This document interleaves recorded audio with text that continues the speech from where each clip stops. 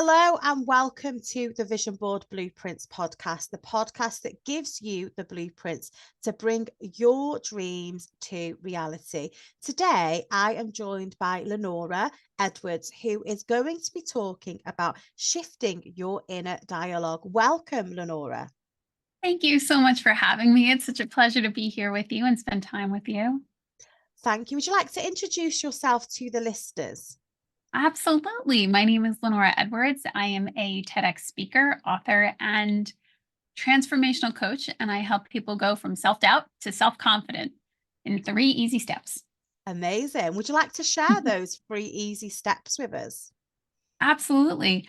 The first would be noticing what you're thinking, especially about your own inner dialogue. What's the thought that's coming up? Then to reframe it. Is it helpful? Is it serving me? To really pull out the lessons from it.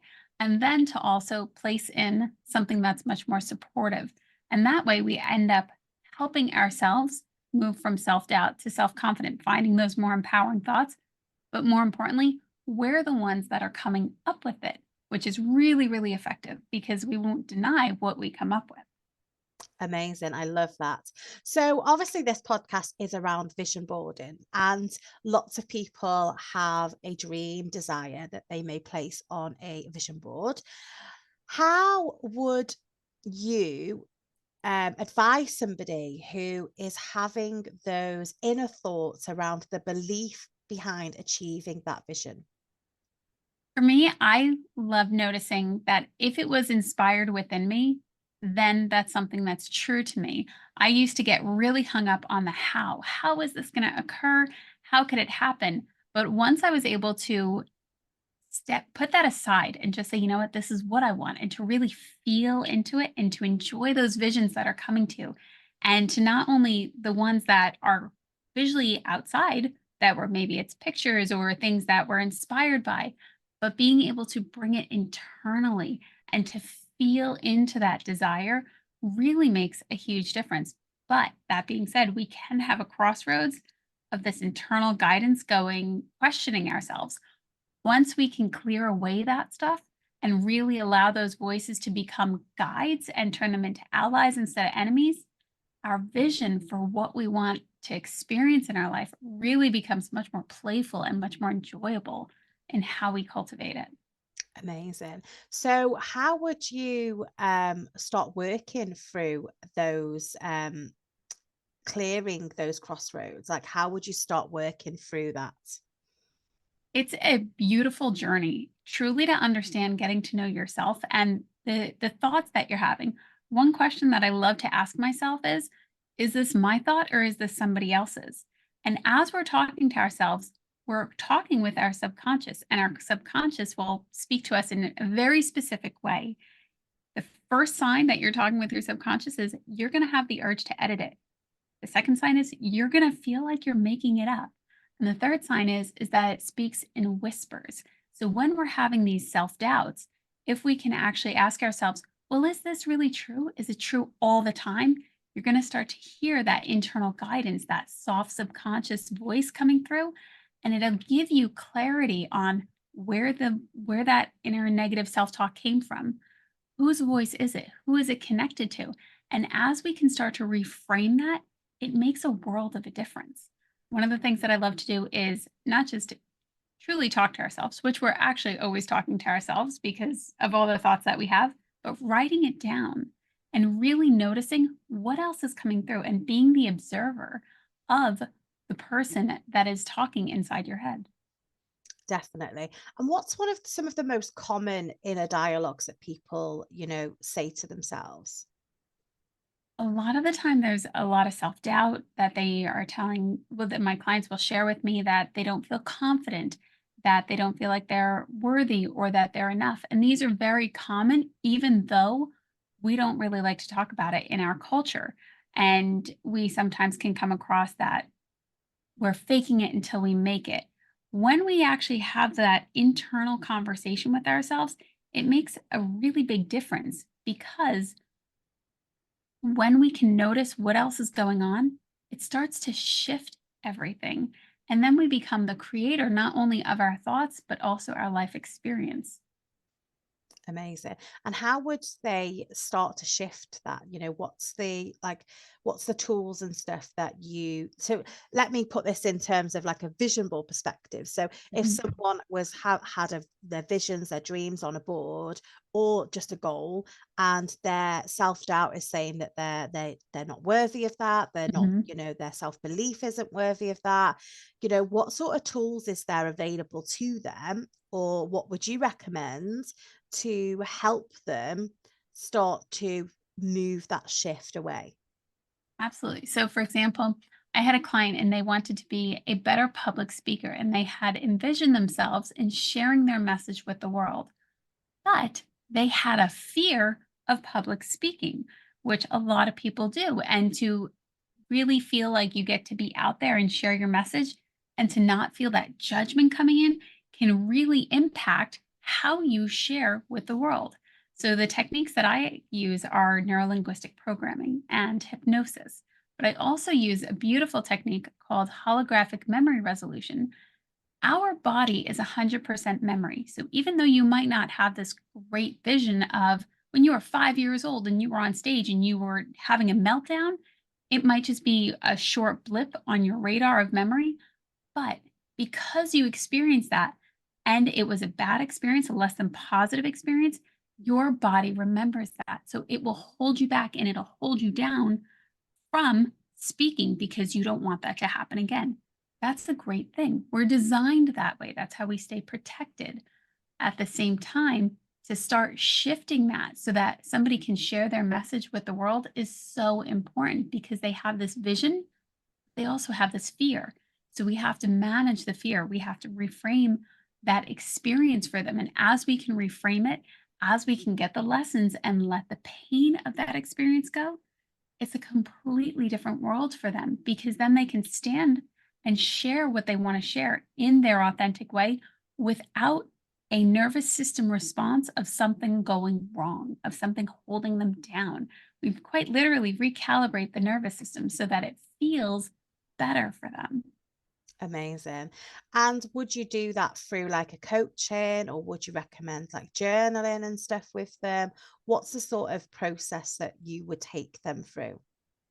For me, that I am a huge fan of one-on-one coaching. I also do group coaching because people can get so many benefits from hearing other people's stories and really understanding, oh, that person, I can relate to that person. That's a great thing. When I do one on one coaching, it's very personalized to that person.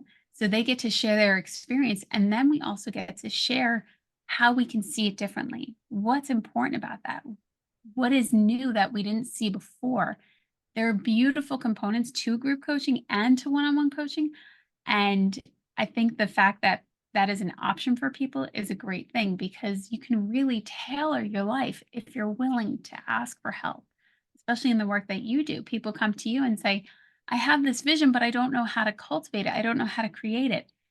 Being able to share with people that it's more than an airy fairy thought or that it's woo woo, but that it's truly genuinely inspired through you is a gift. Yes, absolutely.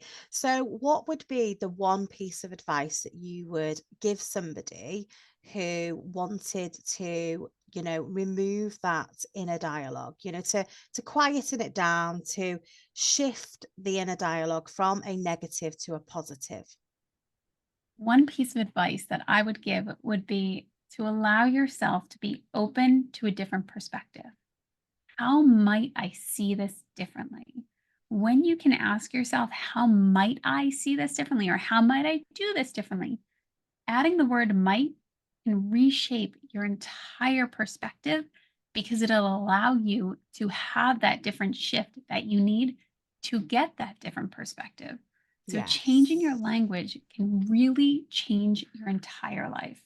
Yeah, definitely. And I think sometimes we get so caught up in the same language because that is what we know and what we have been programmed to, that the actual shifting of that language can be really, really empowering. So one of the things that I do inside my academy is, we write goals down every single week, but writing the goal down in a way that is regimental, it can, it's kind of fixed. But when you write it in a way that's open and allows more in, you can open that perception up. And that's the same with our mind. We want to open our mind to a new dialogue and to a new way of thinking. So Lenora, so what are you currently working on that the listeners may be interested in joining you? I just want to take a moment and notice how beautifully you shared that. When you're encouraging your clients to rewrite their goal in such a different way, it really allows for that space that they need to experience that excitement, but also that nervousness. And as we can feel it, we reveal it and we can heal it. And there's such a beauty in that that isn't talked about, that our fears do have lessons. They are important and they're okay that we have them. How can we maneuver through them? And I love that you take them so systematically through your academy in such a way that's true for them. Yes. Uh, And it's such a beautiful space too, because we all have that fixation on certain things, like let's say a number. So let's say they wanted 10 new clients this month. Now they're fixated on that 10, but if you open that up to, I would like to attract more than 10 new clients this month, they're allowing that openness of the way that they think about that goal. Completely. And just even noticing how I would like to attract 10 versus I would like to attract more than 10. Adding one word shifts the entire sentence. And when it shifts the language, it also shifts the feeling. And because this is a feeling universe, this is a feeling space that we're in, it's so important to be able to notice your feelings and then notice how to adjust them. Yes, it's magical, isn't it? So, It what is. are you currently working on that the listeners may be interested in, joining you, taking parts? How can they come and work with you? I love that. Working with me is truly exciting for both of us. And I know that you experience that with your clients, how excited you get when you get to enjoy new clients and work with them and share your vision and then hear what their vision is and really co-create. For me, I am creating it's going to be out in the next couple of weeks, a 6-week course titled In Her Thoughts Mastering the Art of Positive Self Talk. And it's truly one that I am so excited to share with people. And they can also reach out to me if they'd like to work one on one. My website is DTB Horizons, and it stands for Determined to Be. Whatever horizon you are determined to meet and to be a part of, that's what it stands for. Oh, that's lovely. That's so beautiful. And where can people find you on socials? Facebook and Instagram and LinkedIn. Same thing. Lenora Edwards and DTB Horizons. Amazing. Well, thank you so much for joining us today. And obviously, I know it's very early where you are. It's late afternoon here. So thank you. And I do appreciate your time. And all your details will be added into the show notes so that the listeners can come and follow you and come along to that all important 6 weeks program. Thank you so much. It was great spending time with you, Lisa. Thank you.